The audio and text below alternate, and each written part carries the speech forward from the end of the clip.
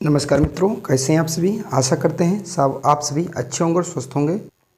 आज का जो हमारा एसएससी एमटीएस का 1 सितंबर का 2023 का थर्ड शिफ्ट का जो भी जीके जीएस के क्वेश्चन थे 25 क्वेश्चन, वो हम आपको अभी इस शिफ्ट में करवाने वाले हैं।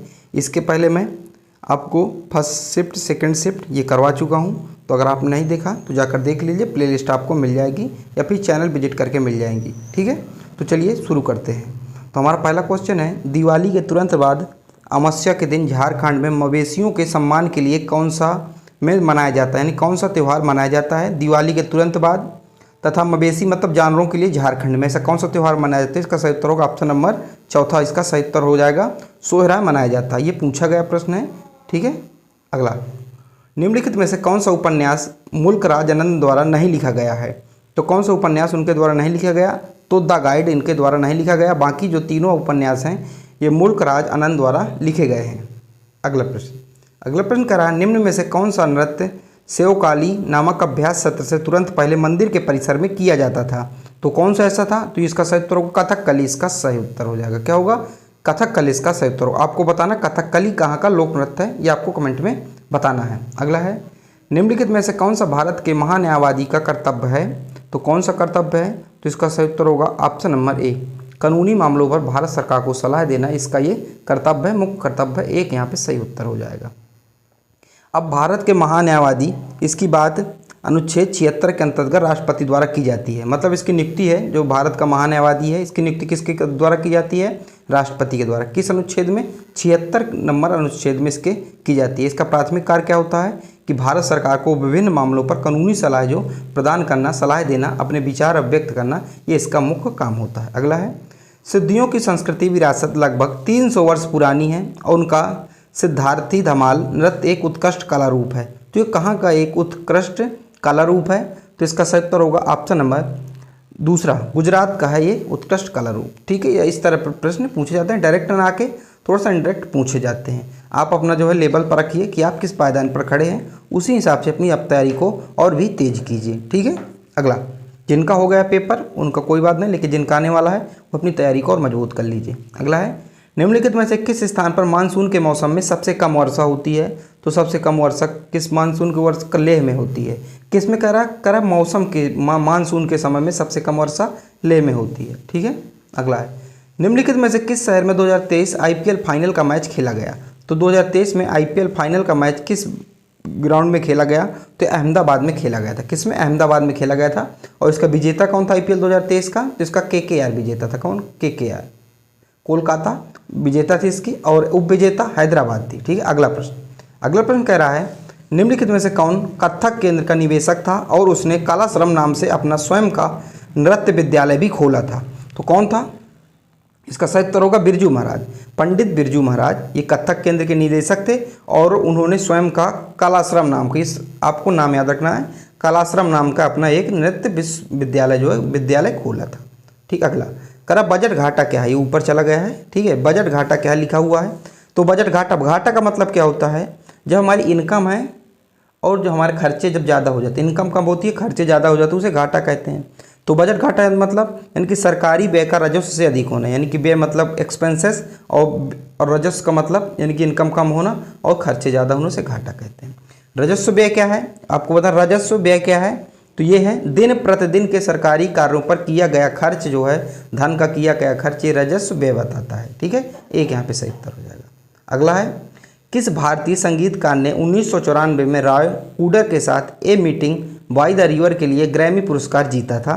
किसने जीता था, तो इसका सही उत्तर होगा ऑप्शन नंबर दूसरा, विश्व मोहन भट्ट। इसका एकदम सही उत्तर हो जाएगा, दूसरा सही उत्तर हो जाएगा। अब देखिए अब किस लेवल के प्रश्न आ रहे हैं। अगला है, पवित्र पर्वत कैलाश भारत के किस पड़ोसी देश में स्थित है। जो कैलाश पर्वत है किस पड़ोसी देश में स्थित है, ये आपसे पूछा जा रहा है। तो ये चीन में स्थित है, तिब्बत में स्थित है चीन। जो लद्दाख की जो श्रेणी है, लद्दाख की श्रेणी में थोड़ा विस्तारित रूप है, उसे कैलाश कह दिया जाता है, कैलाश पर्वत, और ये चीन में है क्योंकि तिब्बत चीन में आता है। ठीक है, अगला, भारत के निम्नलिखित में से किस राज्य में ग्रीष्म ऋतु के दौरान लू हवा नहीं चलती। तो किस राज्य में, तो गोवा में। क्यों गोवा, क्योंकि देखिए भारत के जैसे एक प्रकार से मैप, गोवा यहाँ पर है, अब गोवा के बिल्कुल समुद्र के बगल से है, तो गोवा में नहीं चलती। तीसरा हमारा एकदम सही उत्तर हो जाएगा।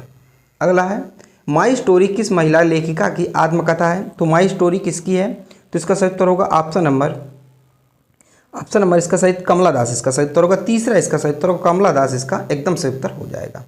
अगला प्रश्न, भारत सरकार की दीनदयाल उपाध्याय ग्रामीण कौशल योजना के अंतर्गत जनसंख्या का कौन सा आयु वर्ग शामिल है? तो कौन सा आयु वर्ग शामिल है? तो ये है 15 से 35 वर्ष।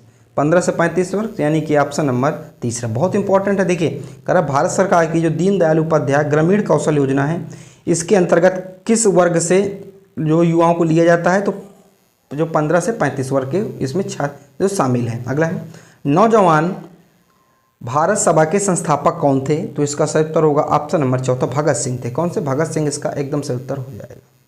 अगला प्रश्न है, घोघा रोग में कौन सी ग्रंथि बढ़ जाती है जिसके कारण गले के अगले भाग में सूजन आ जाती है? तो घोघा रोग किस विटामिन कमी के कारण, तो किसके कारण? आयोडीन की कमी के कारण होता है।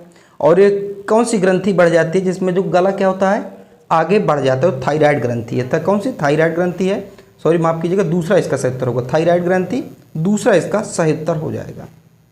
अगला प्रश्न, भितरी मंदिर किस राज्य में स्थित है? तो जो भितरी मंदिर है उत्तर प्रदेश में स्थित है। कहाँ उत्तर है वो स्थित है? उत्तर प्रदेश में स्थित है। अभी पिछले वाले में यानी कि जो सेकंड शिफ्ट हुआ था 1 सितंबर 2023 को सेकंड शिफ्ट में, वहाँ भी एक उत्तर प्रदेश का एक मंदिर पूछा गया था। ठीक है, यहाँ भितरी मंदिर भी उत्तर प्रदेश के पूछा गया है। ठीक है, तो भितरी मंदिर उत्तर प्रदेश के गाजीपुर जिले में स्थित है। अगर जिला पूछो तो गाजीपुर जिले में स्थित है।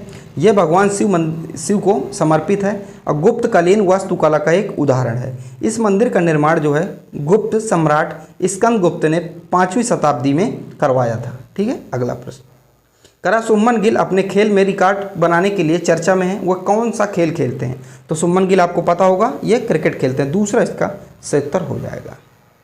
अगला है, निम्नलिखित में से कौन मौलिक कर्तव्यों के अंतर्गत नहीं आता? तो कौन सा है जो मौलिक कर्तव्यों के अंतर्गत नहीं आता? तो इसका सही उत्तर होगा करों का भुगतान करना।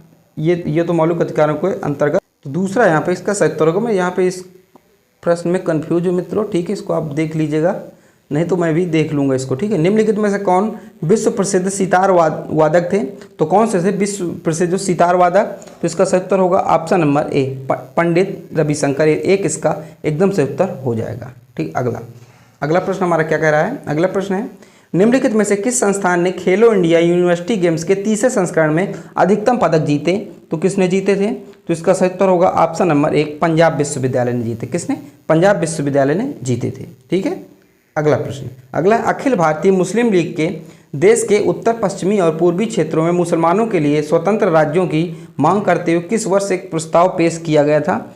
तो ये किस वर्ष किया गया था? तो 1940 में किया गया। दूसरा इसका सही उत्तर होगा। तो मैंने आपको 25 क्वेश्चन करवा दिए। कितने आपको? मैंने 25 क्वेश्चन करवा दिए। ठीक है, अगली वाली वीडियो में मैं आपको अगला जो है कौन सी शिफ्ट रह गई है? अभी फर्स्ट शिफ्ट रह गई हमारी। ठीक है, नहीं फर्स्ट शिफ्ट भी हो गई, दूसरी यानी कि पूरी शिफ्ट हो गई हैं, यानी कि 1 दिसंबर की जो तीनों शिफ्ट मैंने आपको करवा दिया। ठीक है, तीसरी शिफ्ट थी ये मैंने पूरी करवा दिया और इसमें से 25 क्वेश्चन, हर एक 25 आते हैं। तो आपको बताना है कि आपकी 25 क्वेश्चन में से कितने आए हैं, आपको स्कोर बताना है और अपने आप को जांचिए, परखिए, अपनी तैयारी बेहतर बनाइए। मिलते हैं अगली वीडियो पर, जब तक के लिए जय हिंद।